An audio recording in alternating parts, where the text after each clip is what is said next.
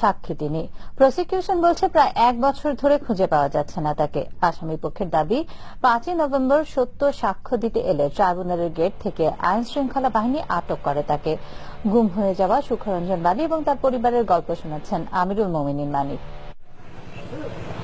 পিরোজপুরের উমেদপুরের একজন সাধারণ কাঠমিস্ত্রি সুখরঞ্জন বালী 71 সালে বড় ভাই বিশাব আলী শহীদ হন। স্ত্রী সন্তান নিয়ে ভালোই দিন কাটছিল তার। না, আমি দেখিনি।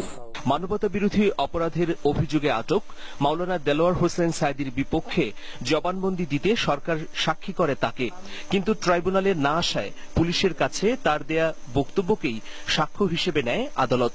গত 4 নভেম্বর দিগন্তকে দেয়া এক সাক্ষাৎকারে সুখরঞ্জন বালী জানান আদালতে তিনি সত্য কথা বলতে চান। মিথ্যা কথা তারা বলার জন্য চেষ্টা করছে, আমি মিথ্যা তো বলতে পারবো না, সেই জন্য আনেনি।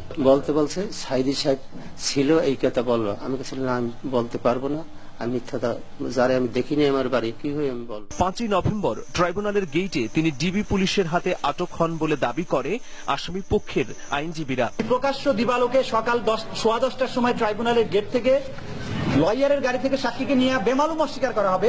যদি লয়ারকে নিয়ে তারা অস্বীকার করে, এটা বিচিত্র কিছু। কিন্তু সরকার পক্ষ জানায় মাওলানা সাইদি সম্পর্কে পুলিশের কাছে সাক্ষ্য দেওয়ার পর গত 6 মাস ধরেই নিখোঁজ তিনি। সুখরঞ্জন বালীকে গত মার্চ মাস থেকে বাড়ি থেকে বের হয়ে যাওয়ার পর পাওয়া যাচ্ছে না, সেই মর্মে তার পরিবারের পক্ষ থেকে জিডি এন্ট্রি দায়ের করা হয়েছে। শোকে মাতম করছে সুখরঞ্জন বালীর স্ত্রী। তিনি বলছেন তার স্বামী সত্য সাক্ষ্য দিতে 3রা নভেম্বর ঢাকায় যান, এরপর আর ফিরে আসেননি। ঢাকা গেছে 3 তারিখ, এবার সোমবার গেছে বলে সাক্ষী দিতে। আমার স্বামী সত্য সাক্ষী দিতে গেছে 3 তারিখ, আগে যাইতে কইছে যায় না, এরপরে এই বাইলেও বলে ছেলে এবার 3 তারিখে সত্য সাক্ষী দিতে গেছে। সুখরঞ্জন বালীর গুম হওয়া নিয়ে দেশে ও বিদেশে চলছে ব্যাপক আলোচনা। এ বিষয়ে প্রভাবশালী পত্রিকা দ্য ইকোনমিস্ট ও আন্তর্জাতিক মানবাধিকার সংগঠন বিএইচআরসি ইতোমধ্যে উদ্বেগ জানিয়েছে।